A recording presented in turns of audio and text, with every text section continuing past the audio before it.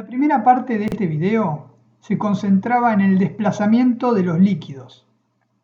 En esta vamos a ver cómo me ayuda la física a hacer de forma fácil tareas laboriosas aplicando la relación entre caudal, presión, velocidad, área y fuerza.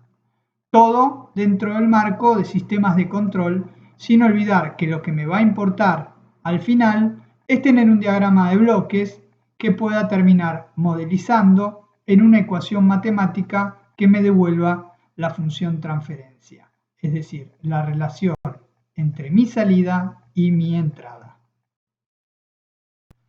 Vamos a intentar demostrar cómo se relacionan la fuerza, la presión, el área, la velocidad, etc. En la figura de la derecha tenemos lo que serían dos tanques interconectados. Cada uno de ellos tiene una tapa y el área de esa tapa es diferente, ¿sí? Entonces, lo que podemos notar es, si a A lo llamo área y a F lo llamo fuerza, cuando aplico una fuerza F1 sobre el área de la tapa 1, me va a generar una fuerza F2 del otro lado. Y la relación entre ambas va a ser F1 sobre A1 tiene que ser igual a F2 sobre A2. Fíjense qué interesante. ¿Qué van a hacer esta relación F1 sobre A1? Bueno, es la ley de Pascal.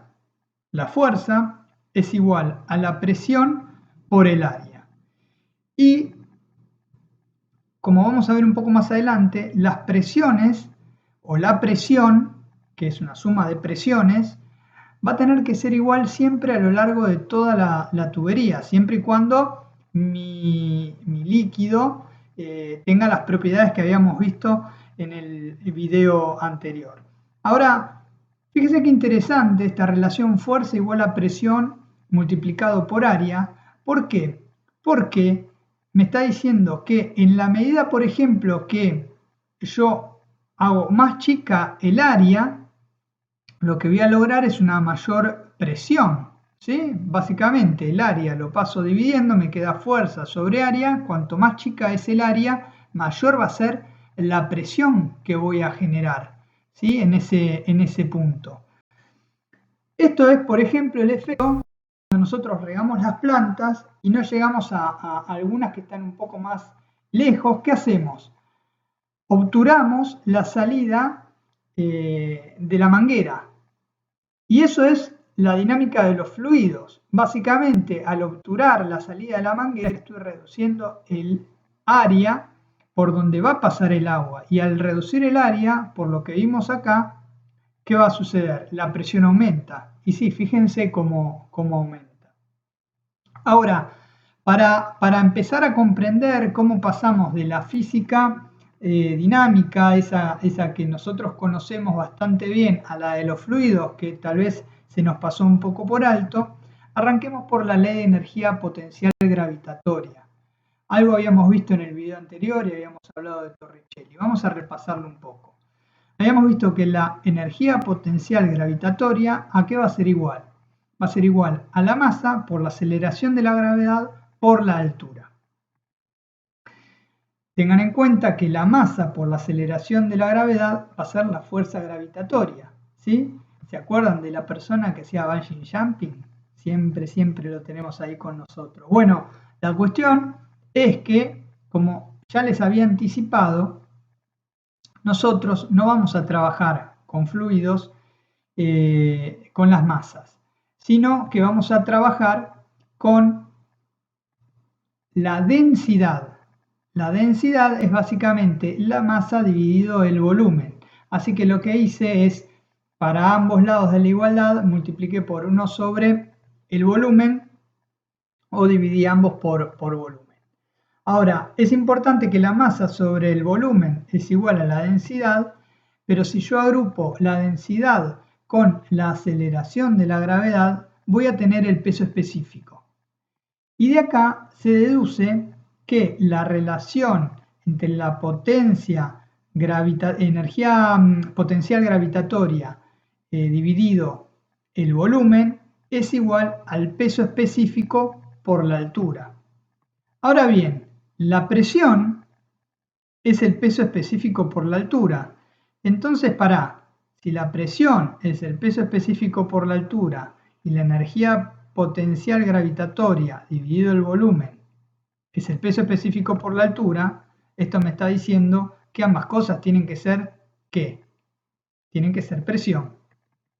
Bueno, esta es una de las tres presiones que van a aparecer en cualquier parte de una cañería cuando estamos hablando de la dinámica de los fluidos.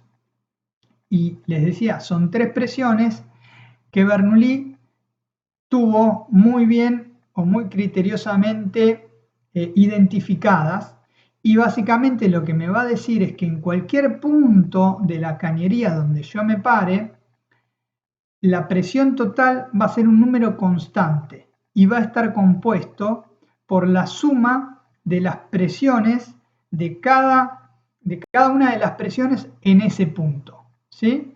Pero veamos un poco más en detalle cómo es que llegamos a esta ecuación de Bernoulli. Supongamos tener dentro de una tubería con diámetros diferentes un líquido que es incomprimible, que es laminar y que no es viscoso, ¿sí? Siempre y cuando se cumplan estas tres condiciones, vamos a poder decir si un kilo de masa se mueve en un segundo, ese mismo kilo de masa deberá moverse en un segundo en cualquier parte de la cañería. Esto nos lleva a esta primera ecuación que me dice que la masa o la variación de la masa en un punto en función del tiempo tiene que ser igual a la variación de la masa en otro punto en función del tiempo. Y antes que les explote la cabeza, les voy a dar un ejemplo bien concreto que podemos usar como una analogía. Imagínense una autopista, ¿sí? La Panamericana, que tiene 3 carriles. Bien, en la medida que no hay ningún problema, los autos van avanzando por esos 3 carriles. Ahora hubo un accidente y de los 3 carriles se llegó a uno solo, ¿sí? Imaginen que los autos están todos distribuidos en los 3 carriles, pero cuando llega uno solo, para que vayan pasando de a 3 autos, ¿sí? Avanzan 3 en línea y unos metros antes del accidente, otros 3 van a ir avanzando, pero de manera perpendicular, ¿sí? Uno por cada uno de los carriles. Entonces, uno por cada uno de los carriles avanzan un poco, mientras que dentro del carril exclusivo, después del accidente, 3 se van a mover. ¿Y cómo se van a mover esos? Se van a mover más rápido. Pero en la medida que esos 3 abandonan ese espacio, otros 3 van a ocupar ese espacio, entonces así se va corriendo. Ese básicamente es el funcionamiento de los fluidos y es lo que me está diciendo esta ecuación. Me está diciendo que en un determinado tiempo, en un segundo, 3 autos que se encuentran cada uno en uno de los 3 carriles de la Panamericana van a tener que avanzar en un único carril en el mismo segundo hacia adelante, ¿sí? Entonces, ya esto me empieza a dar una idea de que en la medida que la cañería es más grande, la velocidad va a ser más baja, y en la medida que la cañería se empieza a hacer más angosta, la velocidad va a ser más rápida. Pero sigamos adelante con este segundo video. Ahora vamos a analizar cómo calculamos esa variación de masa, esa delta masa, y cómo calculamos ese delta T. En sistemas hidráulicos nosotros trabajamos con la densidad, entonces vamos a tener que la variación de la masa es la densidad por la variación del volumen. Por otro lado, la variación del volumen va a ser el área por la variación de la longitud. Acuérdense de las unidades, metros al cuadrado por metro. Y por otro lado, la variación de la longitud en función del tiempo va a ser la velocidad.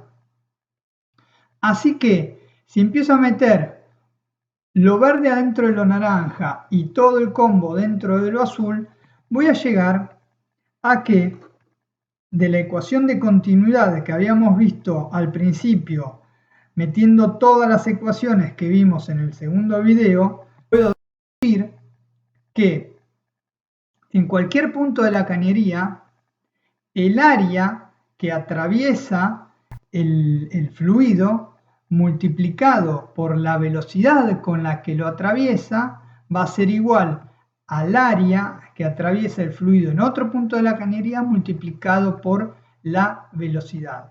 Área, metros al cuadrado, velocidad, metros sobre segundo. Eso me va a dar metros cúbicos sobre segundo. Es decir, que lo que estoy diciendo es que el caudal va a ser el mismo, ¿sí?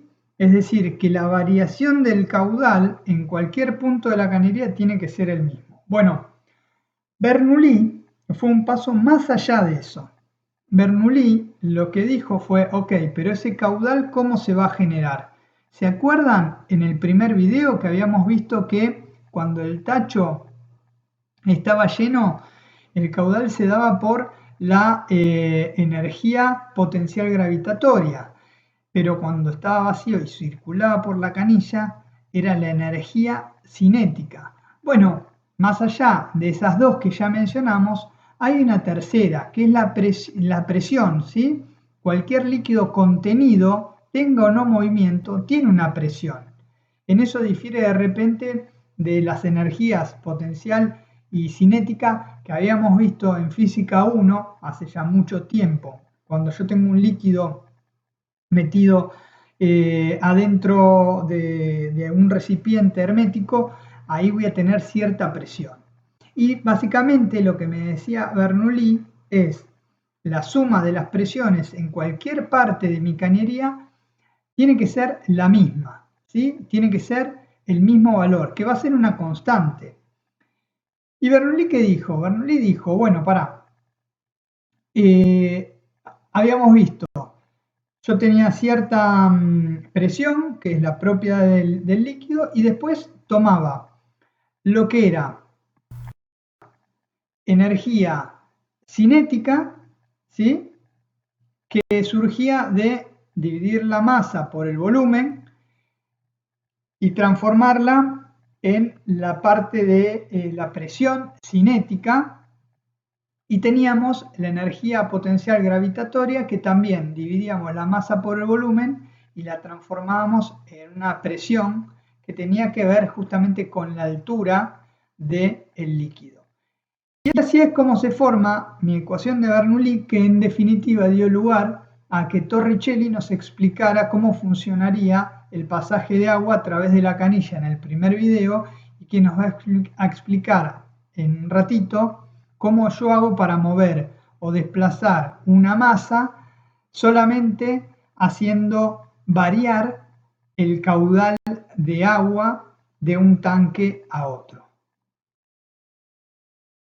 Esperando que el video anterior no les haya traído más confusión que claridad, vayamos ahora a un ejemplo concreto bien práctico y del estilo que vamos a trabajar en clase. Supongamos que tenemos esos dos tanques que habíamos visto al inicio del video, donde en una de las tapas yo aplicaba una fuerza, en este caso la voy a llamar F1.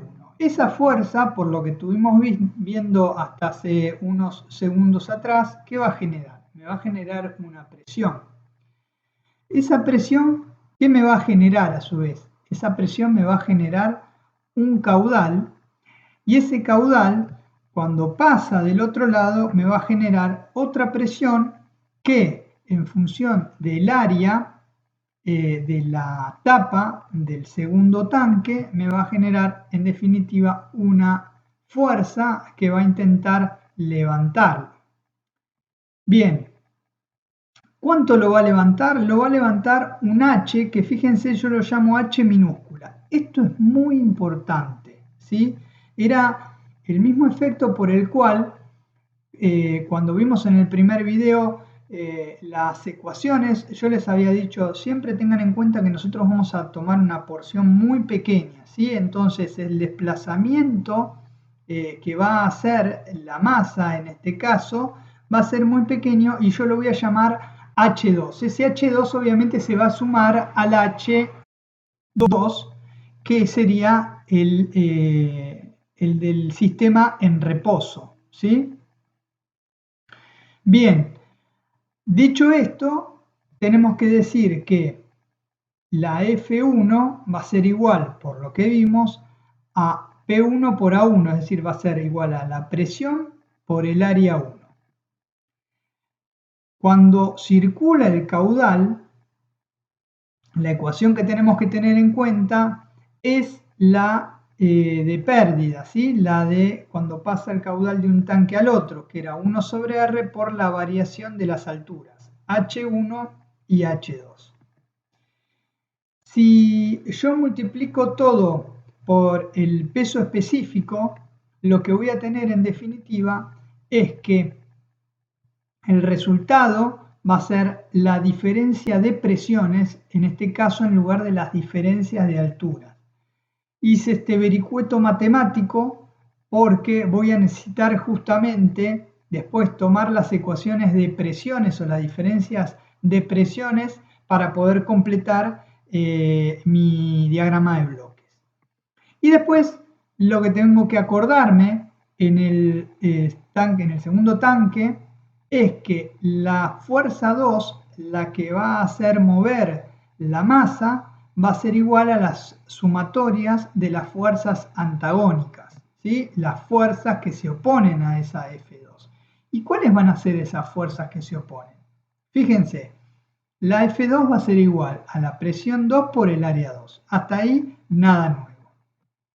Una de las primeras fuerzas que se van a oponer es la de la presión que va a generarse en ese tramito H2 del desplazamiento, ¿sí?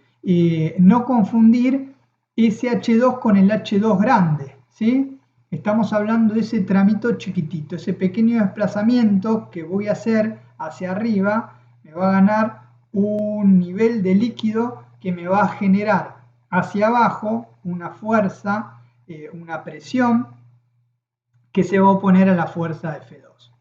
Por otro lado voy a tener la fuerza gravitatoria, ¿sí? La de la masa que va a empujar de alguna forma el líquido por la fuerza gravitatoria, masa por aceleración de la gravedad. Y por último, tal como habíamos visto en los videos de modelización de sistemas de traslación, acá en vez de X le voy a llamar H2, en este caso el movimiento que va a ser el resorte y la masa para desplazarse. En un caso voy a vencer la inercia y en el otro tengo que vencer la elastancia. Bien, entonces ahí tengo la fuerza que ejerce la altura ganada por el líquido, ese H2 chiquito, voy a tener la fuerza que ejerce la gravedad sobre M y voy a tener la fuerza para romper la inercia y la elastancia. Y me está quedando algo que es muy importante para que yo pueda cerrar justamente ese diagrama de bloques. Fíjense lo siguiente, si yo tengo un caudal y ese caudal me va a generar una presión y una fuerza, mi M se va a desplazar un poco hacia arriba. La diferencia, la variación de ese H2, yo lo voy a llamar dH2. No confundir con H2. H2 es constante, es el valor que va a tomar. Es tanto por encima del H2 mayúscula. Este diferencial de H2 es cuánto me varía, ¿ok? Bien.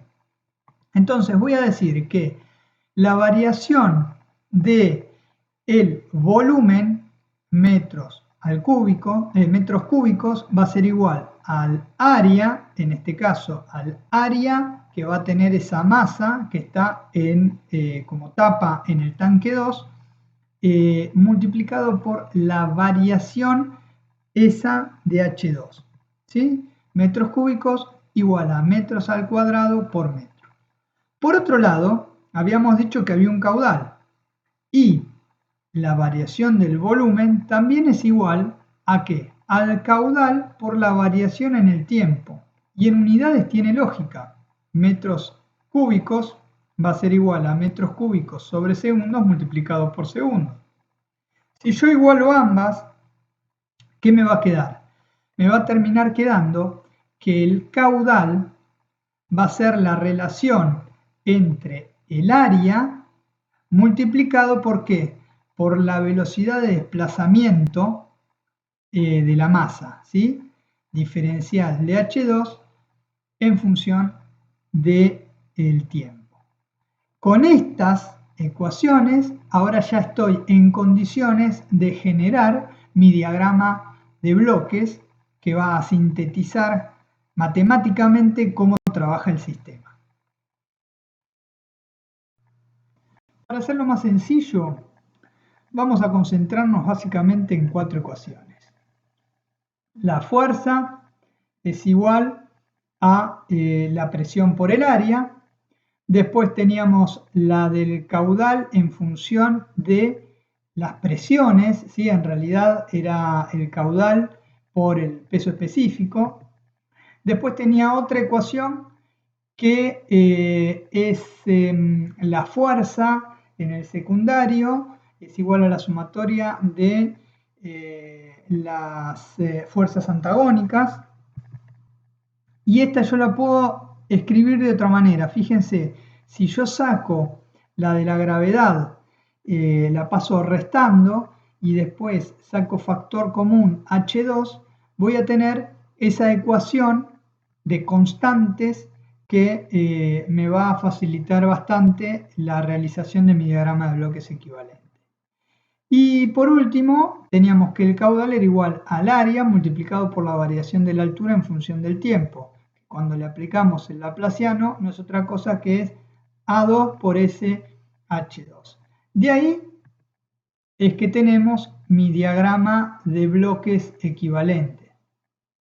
Bien, básicamente lo mismo de siempre, ¿sí? En este caso yo partí de esta ecuación sabiendo que este P1 lo voy a sacar de acá arriba, ¿sí? Entonces, resto las presiones, lo multiplico por 1 sobre R, voy a tener el caudal multiplicado por el peso específico, lo divido por el peso específico y tengo el caudal. Después, había visto que si A2 por S o SA2 paso dividiendo al caudal, lo que voy a tener a la salida es la altura H2. Si esta altura la multiplico, por este choclo, ¿qué voy a tener en este punto? Voy a tener P2A2 menos G por M.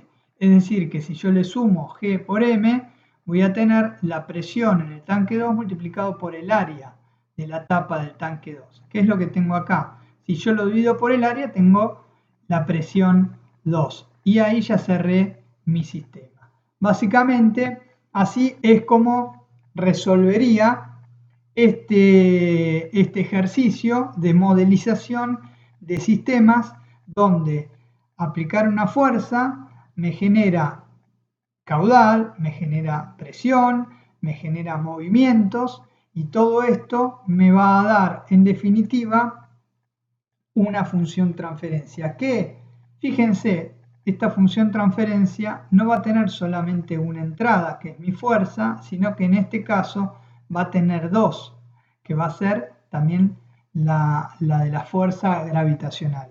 A no perder de vista esto a la hora de achicar el diagrama en bloques.